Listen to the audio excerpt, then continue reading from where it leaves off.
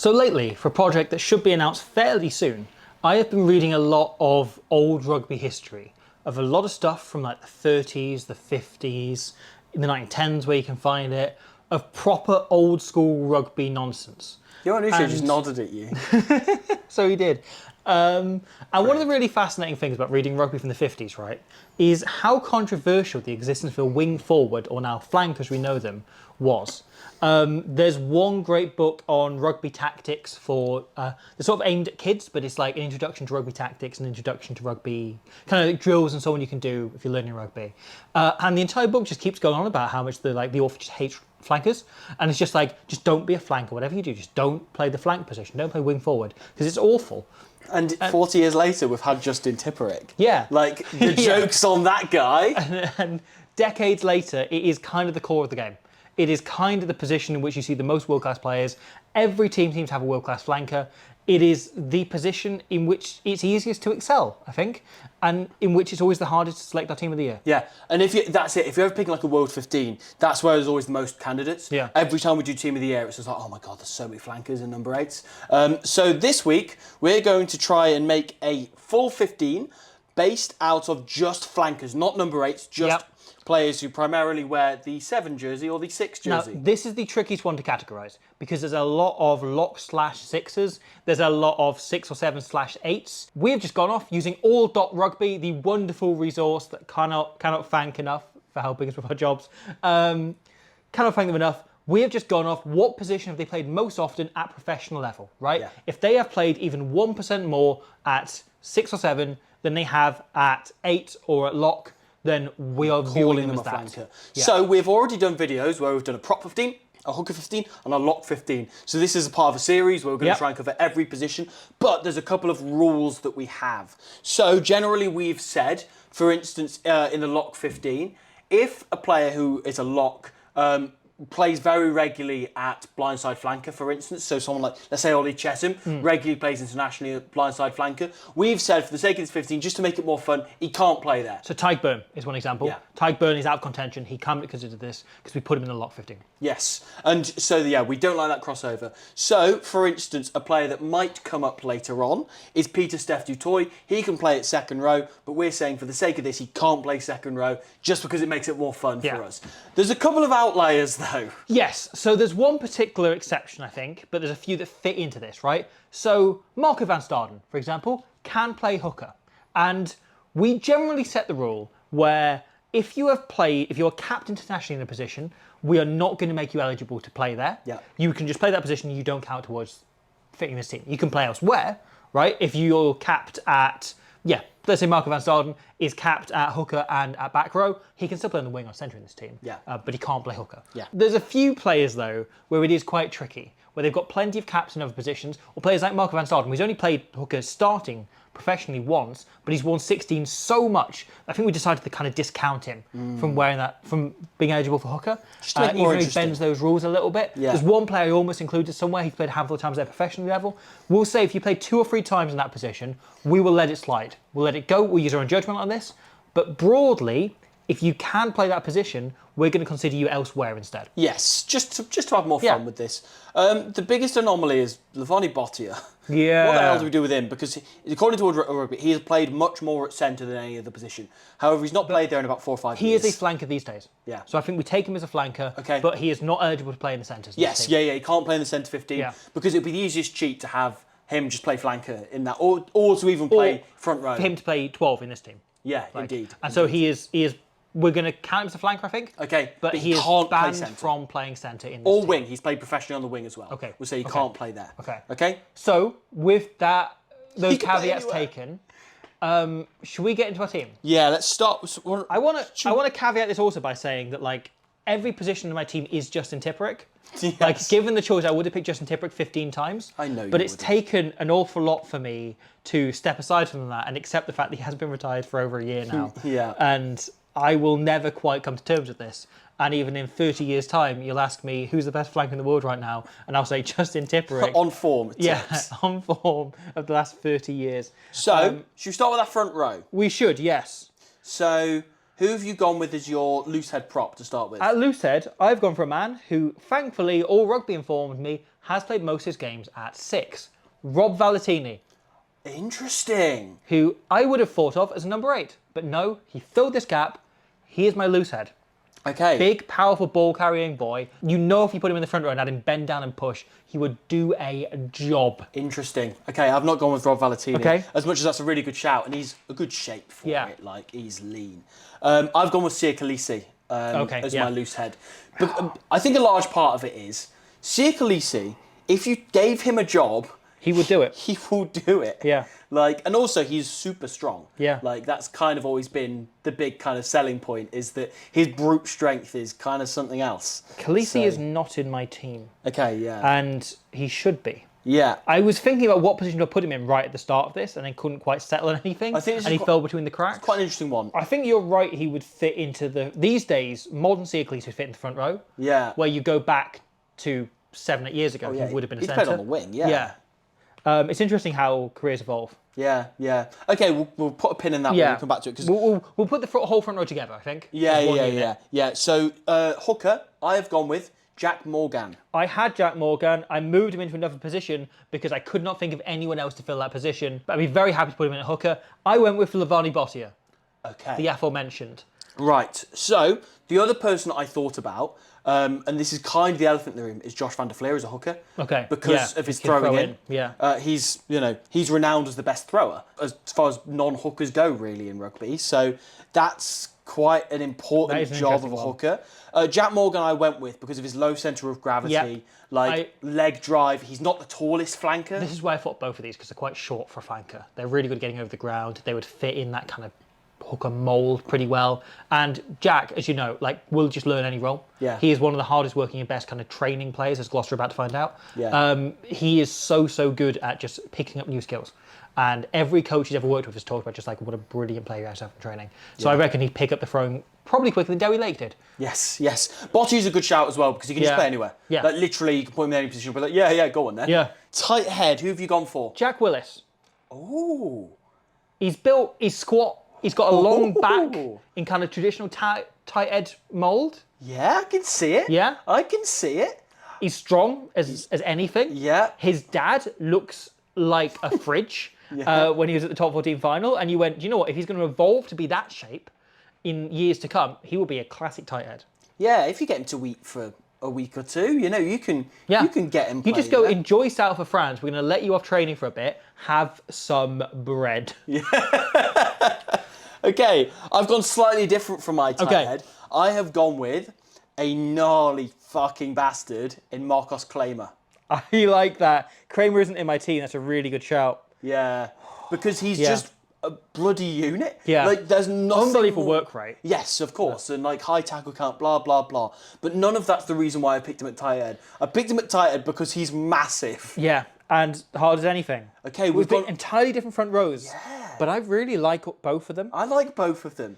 The thing is whether these players reappear elsewhere in the list. So I can tell you, who was your loose head? Valentini. Valentini appears elsewhere in my list. Okay. So, yeah, but Okay, otherwise... but Jack Willis doesn't. Jack Willis doesn't, even though he probably should. And Lavani Bottia, God knows. Okay, interesting. We're going to have to come back to that. We're going to come back. We'll come back to this. Okay. We'll decide this as we go on. Yeah. Second rows, who have you gone for? I've gone for Pablo Matera. Okay. I like it. As second row, who I feel like when he gets into his mid-30s will start to play. Okay, He feels like that sort of flanker that make a really good second row as he gets older, as he loses 10% of the work rate in athleticism. Just proper hard-hitting bastard, decent line-out jumper as well. And Tom Curry. Okay, Tom Curry second row. Is a great line-out forward, really good jumper, really easy to get up in the air, but also just loves running into shit. Loves trying to injure herself. And that's what you want from a flanker. You want someone who isn't afraid to put their nose in hard places. I consider Sam Underhill for that exact reason. Yeah, okay, yeah. In fact, one of my second rows is Francois Cross. Okay, yeah. For basically that I feel like reason. he must have played there. He must have done, but he's not professionally, so yeah. But he has that vibe, doesn't he? I'm amazed, considering how much Fabian Gauti hates the second row position, loves to put back rowers there. Right. That hasn't happened. Another guy I considered but didn't put in was Jamie Ritchie. Yes. Because he's one of the best line-up forwards there, so he would do a second row's job really, really well. But the other guy I've actually gone for is Juan Manuel Gonzalez. I thought about Gonzalez. Sheer athleticism, you need that in the second row, but also his strength. So yeah, I really like your Tom Curry shout, and he kind of has to be in the team somewhere, doesn't he? So just pure kamikaze bullshit. Old school second row. I like it. Okay, so we'll pencil Tom Curry in, and he's the only player in that team nailed in so far. Yeah, he could be somewhere. Okay. The thing is, to kind of queue jump a little bit for our back row, the 7 that I had written down was either Tom Curry / Lavani Bottia. Oh, interesting. Because it was interesting. Okay. Tom Curry is kind of like the most open side player in the world. In that, I don't know about that. He just loves. I don't know about that. You've got someone I've forgotten about. Fraser McWright. Fraser McWright is exactly what I've got my 7 shirt. Yeah. So it is. Okay. It's Fraser McWright, who I think is the most 7 player in the world. Yeah, okay. And that's what I've tried to go for in each of the actual position in these is who is the most flanker. Yeah. And he is the most open side flanker of any world-class open side flanker, I think, right now. Yeah, I back it. Because obviously Tom Curry, as we say, he loves just running into shit, so that's kind of a big part of it. Lavani Bottia, I was kind of like, I just don't know where to put him. Yeah. But he could play any role. He could play any literally team. can. Yeah, it's mad. Right, number 6. Yep. I feel like I found it quite open and shut case. Okay. Really easy, just like if you were to define the number 6 role, it's Peter Steph Dutoy.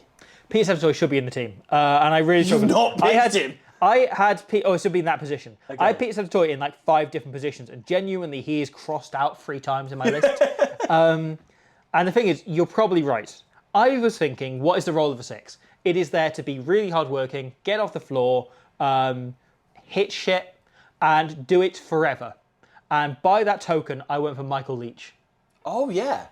Oh, that's a really good shout. Yeah. Yeah. And also because he's started playing second row, he's ineligible to play there now. He's played there a little bit for Japan. He can't play in the backs anymore. As much as I'm sure 2015 era, maybe he'd have done a job. But I like the idea of aged, decrepit Michael Leach, kind of hobbling about, hitting everything forever. So there's a couple of players I think with each pick that will end up in the back line. We'll come on to that later.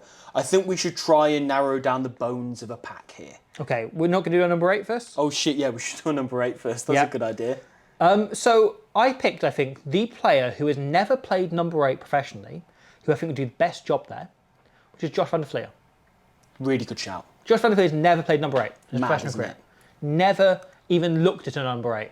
He doesn't even, whenever he counts, he goes 7, 9, 10, 11, 12, 13, 14. Yeah, I've heard that. Yeah. I guess that's probably because Leinster have always just developed really good 8s. Yeah. He's got Max Deegan, Caelan Doris, players like Jack Conan, Yeah. so many of those.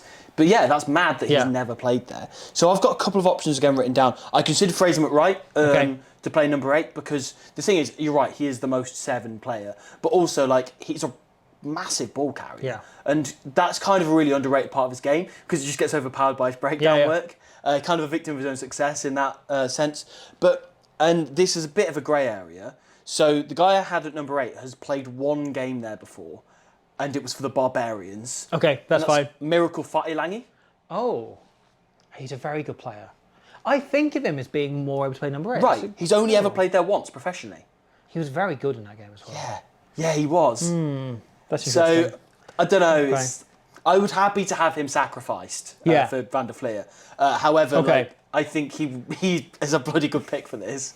There's so many of them, though. There's so many good players. The thing is, we both have world-class players who haven't made our 15s. Yes, yeah, we do. Which is incredible.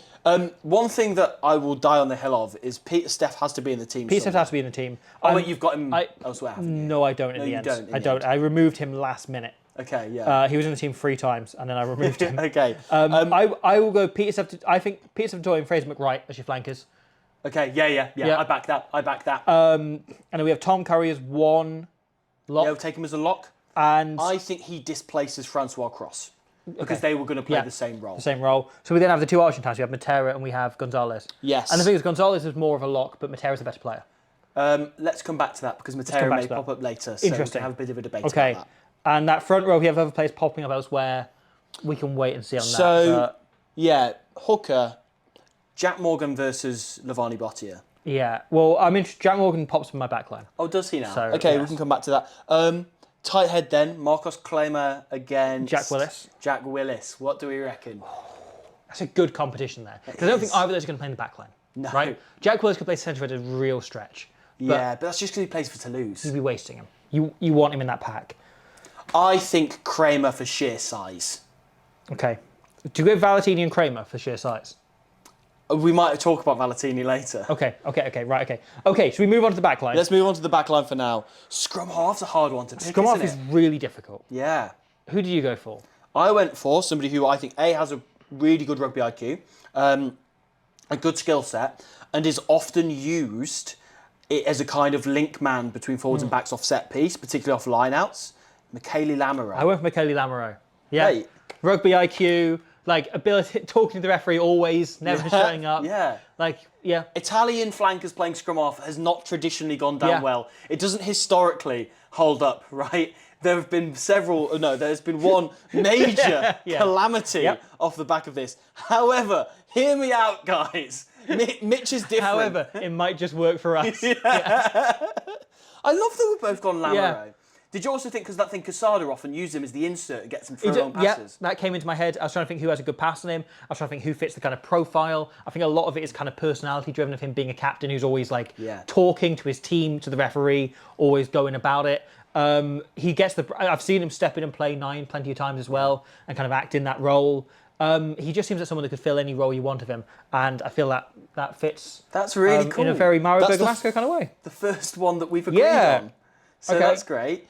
Fly half's a tough one. Fly half is the position I really struggled with. Yeah. So I originally had Jack Morgan in at hooker, and then I last second was like, I just don't have a fly half, and he is a really good kicker of the ball. So I put got a monster. Largely because he was the successor to Justin Tipperick in that Welsh and Ospreys jersey. Jack Morgan, it would have been Justin Tipperick, but Jack Morgan was my fly half. Okay, because he did that crossfield kick to Lewis Samet in the World Cup, which granted didn't go perfectly, but it did work. He kicked to 50-22 against Australia. Yeah. I've seen him do plenty of kicks for the Ospreys as well. He's got a massive boot on him. Yeah. Like, that's huge. Yeah. I think there's a few players who have massive boots on them so that you can use that for, but I get it though as well, because also Jack, similar to Michaeli Lamoureux, has that kind of leadership thing and that IQ thing and that kind of game management thing to him. Same thing about him as a hooker. You know you could put him in and probably give him like a month learning to play fly half, and he'd do pretty well in this position world championship we're putting together. So it will really happen. Yes. It will really happen when Angus O'Brien is Wales captain. Yeah, where is he, Steve? So we had this thing with the lock 15 where I moved about Tyg Byrne because it was like, ideally, I think in this he'd be like a 12, but I've kind of got to move him inwards just because he's got the biggest boot and this, that, and the other. And I've kind of gone like, ideally, I'd play him in the centres, but the guy with the fastest skill set and also who kind of is the king of this leadership thing we're on about is Ardi Savir. Yeah. So I've kind of got to use him as my fly half here, I think. Even though ideally I think I'd want him in the centres. So, spoilers, I have him at 12. Yeah. I have him at 12, which is, I think, is his ideal position. He was the first name I wrote down, was Ardi Surveyor in the centres. Had him at 13, had him at 12, went back and forth on that, but it was like Ardi Surveyor as a centre. I get the thing about him. He can also kick the ball. He can distribute. Mate, he's an unbelievable kicker. Yeah. He's one of the best. He's two-footed as well. It's really tricky because I feel like the previous generation of flankers had a few players, the likes of Tipperick, who could really easily slot in as 10s. Yeah. And you had these odd players who were so stand out for being skillful because you were like, wow, look at that flanker, can't believe what they're doing. This generation have come through and they're all excellent across the board. Yeah. And it means you've got fewer players who are just like, they are absolute freaks of nature because everyone can do it to a much higher degree. Yeah, you kind of need to be a passable kicker at least to play anywhere in the kind of even the back five at least, or at least the back row, don't you? Yeah. You know, because they do need to do it fairly often playing on the edge. So Ardi Savir is who I've got written in as my 10 to start with, and then at 12 I have written in Rob Valentini. Interesting. Which is really interesting. That says so much about Valentini as a player that you've got him as a prop and I've got him as a 12. And why he's ended up exactly in the middle of that. Yes, he's found his right position. I think we've learned. Of course, a few things about him. Firstly, again, he's got a good kicking game on him. You know, the thing is, a lot of these guys do, as we say. He's very quick. Of course, his brother plays fly half. Yes, he does. Yeah, internationally, Fiji is like their third or fourth choice fly half. Yeah. But Kemi Valentini. So there's a little bit of connection there. I did actually consider Valentini as a fly half, and I was like, don't be ridiculous, don't be ridiculous. So that's a weird one. That's interesting. Okay. Who's your 13? Oscar Jegu. I knew it'd be Oscar Jegu, and you're going to win this argument. Yeah. So Oscar Jegu, the closest thing we have to Justin Tipperick in the game right now, except Justin Tipperick never got to such unfortunate things in hotel rooms. But Oscar Jegu, I'm such a fan of him as a rugby player, and I'll be very specific on that. I just enjoy watching him so much. Yeah. He has the pace of 13. He was a 13 growing up and then moved into the back row position, largely because he got so good at the breakdown. Yeah. But he is as really outstanding, like short grubber kicking game as well. Really good distribution passer of the ball. Mate, those short little passes he does. Yeah. The thing is, like, Galtier has changed his attack a little bit around just having him. He is, and it feels almost like this is something that should be a cliche, I guess. He's like the centre of the forward pack. Yeah. You know, as in like the centre is in like an outside centre of the forward pack. That's the role he plays for France. Those little lift passes that he gives. Yeah. He's really bloody good at him. So you're going to win this argument. Okay. Right? Because I had Pablo Matera playing at outside centre. A large part of it is because, other than Ardi, I think he's got the best kick. You know, that there was. Do you remember that when he first became world class? Yeah. When he's playing for the Jaguares in Super Rugby, they would use him in the backfield to send up and unders back. I won't be able to find the footage, unfortunately, but they used him a lot in that. He's obviously a lefty as well, so that they can use that as like a left and right footed kind of clearance thing. I'm overthinking this because this is a novelty. Does 15. he go into 10? Then we have Surveyor and Jago in the centres. He could. And then we can put Jack Morgan at hooker. He could. That's not a bad That brings the team shout. together a bit. It does. Okay. It does. But it's pretty tasty, isn't it? I like and that. Also, the thing is, like, and again, look, the free midfield positions all alternate now. Yeah. You'd have more running boots and pods and stuff. And yeah. Okay. I don't know if Matera would be the best distributor, but you can use that for Ardi for that, can't you? You can use Jago for that. You can spin them all around. Yeah. Okay. So we turn to the back three. It's quite hard to pick this, you know. There's a few players that stand out. I think we're going to have very different wingers. Do you think? Yeah. Okay. So on one wing, I've gone for somebody who is renowned as one of the fastest players in the Premiership. I heard somebody once tell me that he was the fastest player in the Premiership. I don't quite believe it because, like, you know, you've got like, you know, Louis Rees-Zammit's in there, and you know, all sorts, like whatever. There's loads of them. But somebody who's got a good skill set, is really fired up all the time. Has, you know, is a very powerful runner as well. Of course, I can only be talking about Ted Hill. Yes, I Googled fastest flankers to see if I was missing anyone when I put my team together, and it said like Ted Hill is the fastest flanker in rugby. And I was like, what? What? He's really fast. Yeah, I've seen him run fast, obviously, but I didn't have him down as. He's got that glide kind of thing, doesn't he? He was apparently the fastest player in the Bath squad, which I bet Henry Arundel is delighted about. Yes. That might be what I heard rather than fastest player in the Prem. Fastest player in the Bath squad. Yeah. Which is absurd. Yeah. If he is faster than Arundel, who is known for his outright speed. Rapid. Yeah. So I thought about him, but a bit of me was just like, yeah, but do I believe it? Yeah, there is a bit of that. I'm like, I know he's pretty fast for a flanker. Do I believe he's that level of rapid? Yeah. I don't know. Sure. I have gone for, on my similar wing, I've just gone for outright pace. Yeah. Alessandro Isacor of Italy and Benetton. Mate, there's a rogue shout. I love it. What a player. What a player. He is rapid. He is also very quick and also really fast. And massive lad, really effective edge forward. All three of those things. Yes. I love watching him as an edge forward, where he's basically a winger. He's also really speedy as well. You forgot to mention that. Yes, yeah, and he goes at a gallop. Yes. And a trot. So he is fast. Yeah. Did we gets cover from A that? to B in a short period of time. Yep. He's basically a car. What's the Italian for speedy? I'm pretending to look this up on a notebook. So he is fast. Yeah. No, he's a very good player, and I like him. And I thought he'd really fit in as like a power winger. So I obviously did a deep fake there, where I was talking about one of the fastest players in the Premiership who's got all these skills and blah, blah, blah. So Henry Pollock was the other option that I could have picked instead of Ted Hill. I went for Ted Hill, but I was like, the thing is, you could just pick Pollock. And also Pollock's kind of got more of an all-round game than Ted Hill, so that might be a better pick. Can I say something that no one that covers rugby for a living has said for the last 2 years? Oh, go on. I forgot all about Henry Pollock. Whoa!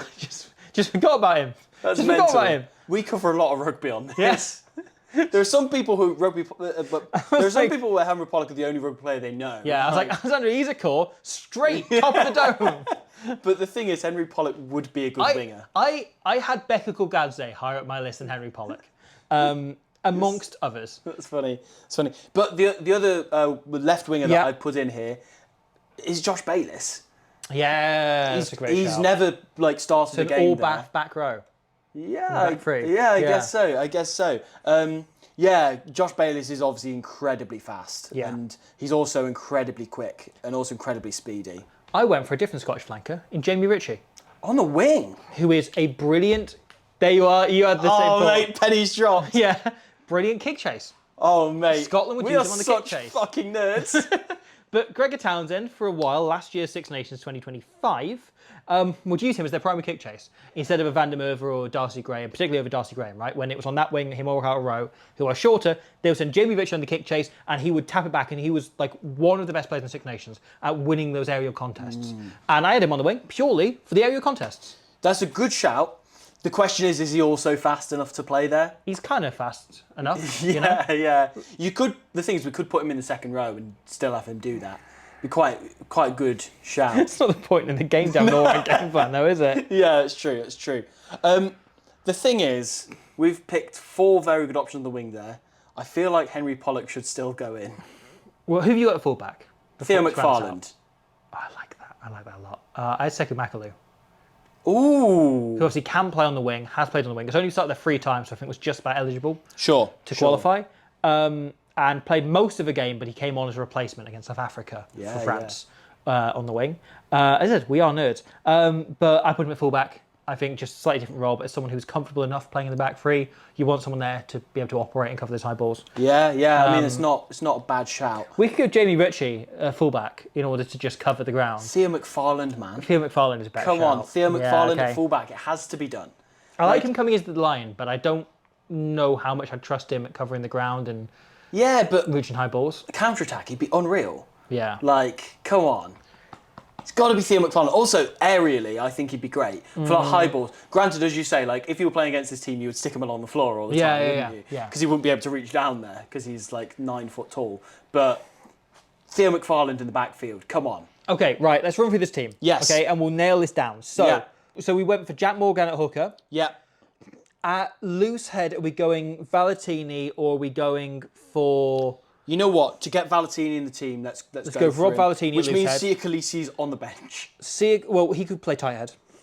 We've got Kramer, haven't we? We've got Kramer, Willis, or Khaleesi as your tight head. I think Kramer. I'm tempted by Khaleesi, but Kramer adds the most ballast, doesn't he? okay, we'll go Marcus As much Kramer. as I think, if this team had a month to train together, Khaleesi would be the best I agree, technical prop. I agree, yeah. But I think if they're playing a game tomorrow, Okay. we'll go Valentini and Kramer as our props. So Jack Morgan playing hooker. Yep. Tom Curry is one of our locks. Yeah. The other one, we have a choice between Matera or Gonzalez. So go Gonzalez Gonzalez. goes in there, or we can move a back rower in or someone else. Yeah. We can move someone else around. We can keep that spot open, but Gonzalez penciled in. Yeah, we're going Pete Steph at 6. Peter Staff at 6 because he's not eligible for the second row. Yeah. Fraser McWright Right, at 7. Then I had Josh van der Fleer. Let's go Van der Fleer at 8, and he can throw into the lineouts. Yes, I like that. Okay, then number 9, Michele Lamoureux. Lamoureux. Yeah. Number 10, we went Pablo Matera Let's go Pablo Matera. However, that midfield swings around quite a lot. with Ardi Sarvea and Oscar Jegu as your midfield. Ardi is the playmaker. Yeah. He is the maverick in there. Like, make no mistake. Then back 3. McFarland, I'm not budging on. He's playing fullback. I'm taking McFarland. Okay. I think Bayliss is a great shout. Yeah, I would suggest Bayliss and Ritchie. I would suggest Ritchie and Pollock. Okay. I'll go. Okay. Well, Yeah. So 'Cause Ritchie that and gives you Pollock, two and really then different ones. are we really set on Phil McFarland? Yes. I feel like you can get space out of him though. You can turn him a bit. Mate, he would be class there. Do we also not have him in the second row team? No. We talked about him, and I was like, no, can we stop talking about him? I want him in future. I might have edited that out of the video, but yeah, we wanted him, but he's played flanker more than he played second. I feel like I considered him for the second row team, so I didn't think about him here. Yeah. Okay, fine. Okay. We'll nail cool. that team in. So That is our flanker 15. here it is. It is full of rugby players, and you know what? We, unlike some people who wrote books in the 1930s, are not going to complain about the fact this flanker position exists. It's great. Well done to everyone involved. And here is the grand total number of times Robbie mentioned Justin Tipperick in this video. And here, additionally, is how many times I said Isako is fast. Or other synonyms for the same idea. He's well quick, though.